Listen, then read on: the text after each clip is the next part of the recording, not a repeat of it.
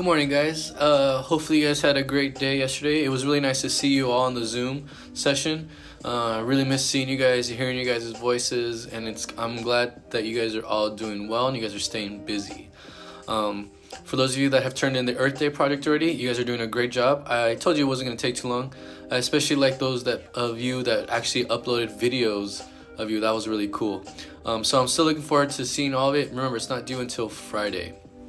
Another reminder, don't forget that tomorrow, Friday, we are going to have our first live sessions. So make sure that you guys are logging in, 6th grade, 9 o'clock, 7th grade, 10, and 8th grade at 11. So make sure you guys all log in on Friday because Friday is our live class and there will be no video. So it's just going to be strictly a live class. So make sure you guys log in. Also, hopefully you guys got to enjoy the Pokemon movie.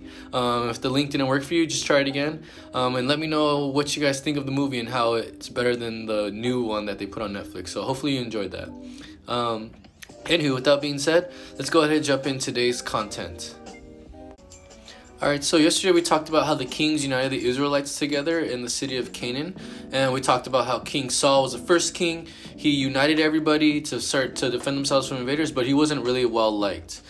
We also started to talk about King David, how King David was the first king that everyone actually liked. He was actually banished from Saul, and he was kind of like an outlaw. But when he came together, he joined everyone together, and they were able to defend and defeat defeat people, the invaders, in the wars.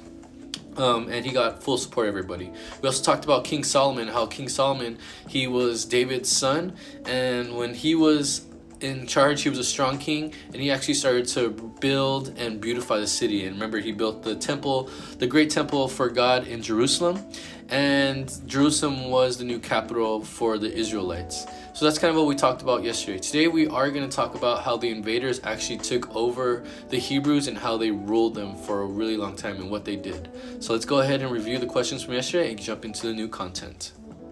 Alright, so number one, why did the Israelites unite under one king? The reason why the Israelites united under one king was because they needed a single ruler to help them come together and work together to defend themselves from the invading Palestinians. So that's why they had to unite under one king. Number two, how did David and Solomon strengthen the kingdom of Israel? Both King David and King Solomon, they strengthened the kingdom of Israel because they were the ones that were able to get everybody's full support of all tribal leaders. They were able to conquer their enemies. They were also able to expand the kingdom, add the land, and they captured the city of Jerusalem and made it the capital. Number three, why is David significant in the history of Judaism? King David is significant in the history of Judaism because he was the first king of Israel to gain full support of all tribal leaders. He was able to not only get the support of the tribal leaders, but also the religious leaders. He defeated the Palestinians in the wars, and he also captured Jerusalem and made it the new capital for the Israelites. So that was the quick review. Today, like I said, we are going to talk about how these invaders came back and they actually conquered the Hebrews. And we're going to talk about how the invaders came and how they were able to rule the kingdom or rule the Hebrews once their kingdom fell apart. So that's what we're going to talk about today. So the invaders conquer and rule. So after King Solomon's death in about 930 BC, revolts broke out on who should be king. Remember, typically after a king dies or moves on, the kingdoms always go into chaos because other people find this an opportunity to come to power, and they always fight over power. And that's the same thing that happened here with the Hebrews. So after Solomon died, all these rebellions and revolts started happening because they were trying to fight to who should be king. Within 1 year, the conflict tore Israel apart. They pretty much destroyed everything that they built. Israel split into two kingdoms, called Israel and one called Judah. The people of Judah became known as the Jews. The two kingdoms, they lasted for a few centuries, and in the end, however, both were conquered. And Israel fell to the Assyrians in 722 BC, and as a result, the kingdom fell apart, and most of the people scattered. Judah, the kingdom of Judah, they actually lasted a little longer, but before long it fell to the Chaldeans. So if you guys remember, the Assyrians were really strong and powerful warriors and conquerors, and so were the Chaldeans. The Chaldeans were the ones that used the chariots. The Assyrians were the ones that used all those iron weapons. So when they split into two kingdoms, they got conquered by two different people, and the invaders are going to start to rule all of the Hebrews. So the scattering of the Jews. Don't forget that the Jews were the people from the kingdom of Judah.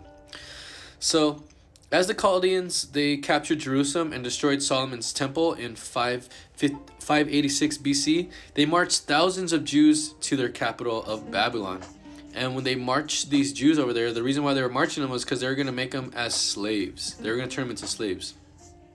The Jews called this enslavement of the Babylon's captivity, and it lasted about 50 years. So the Jews became slaves to the people of Babylon, or the Chaldeans, for about 50 years.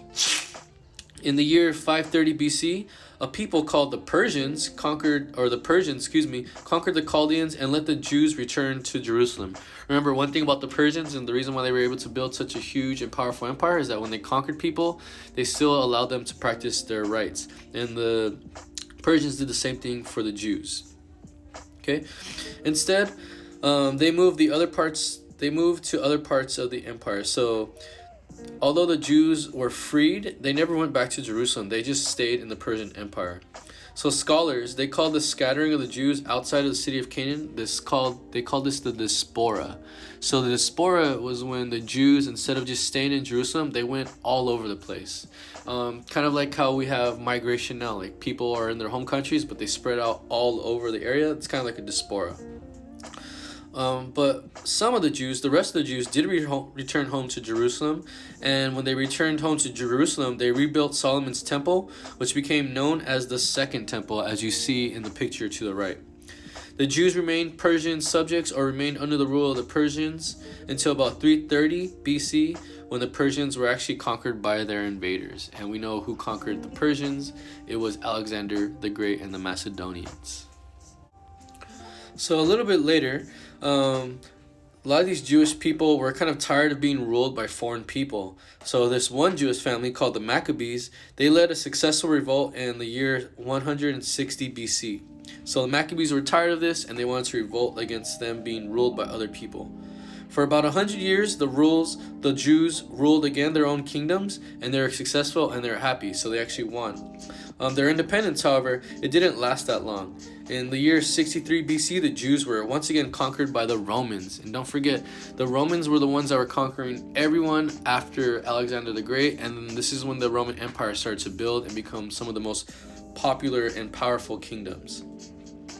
And remember, we talked about that during the Hellenistic era, when all the Hellenistic kingdoms were getting conquered by the Romans. So while they were doing this, the Jews actually, they kind of became very successful under the rules of the Romans. Jewish leaders, they built another temple. Teachers, such as this one guy named Johann ben Zakkai, he was clarified some of the Jewish teachings to help people better understand their religion. So they became teachers. They started to spread the Jewish beliefs. And Johann actually, he built schools in Jerusalem to teach people about Judaism, or to teach them about what we now know as Christianity. So in spite of these advances that they were made, many Jews were still unhappy with the Roman rules, and a lot of these people started to call for rebellions against the Romans. So if you notice that the Hebrews, they did not like being ruled by other people. First, they didn't like being ruled by the Persians, and even though the Persians let them do whatever they wanted, they revolted and they gained their independence.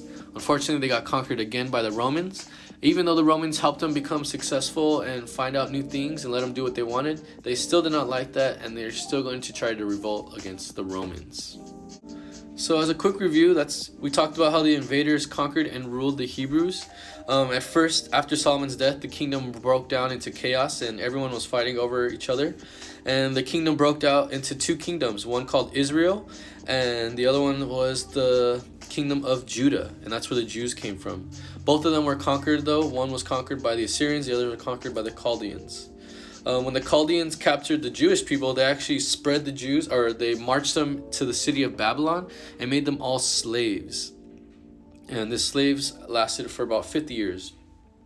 But when the Chaldeans got conquered by the Persians, like we know, allowed people to still do what they wanted or follow their own cultures, and the Persians allowed the Jews to go back to Jerusalem if they wanted, or they can go wherever they wanted.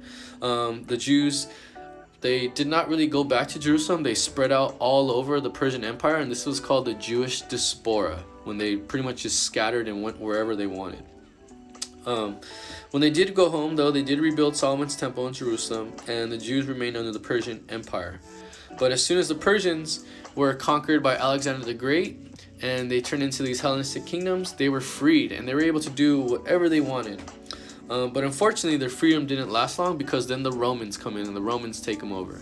Although the Romans did help the Jewish people build their kingdom and taught them new things, some of these people were still against being ruled by foreign people, and they wanted to still go ahead and build another revolt or another rebellion against the Romans. And that's kind of what we talked about today. So we talked about how the invaders came in. We talked about how the invaders ruled the Hebrews fought back. Although the Hebrews became stronger, they still did not like that. Okay? So for homework, I want you guys to answer these 3 questions. Number 1, how did the Roman rule affect Jewish society?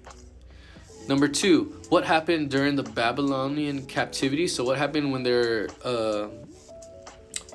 captured and went back to Babylon by the Chaldeans? So that's when the Chaldeans captured them. And number 3, what events led to the diaspora?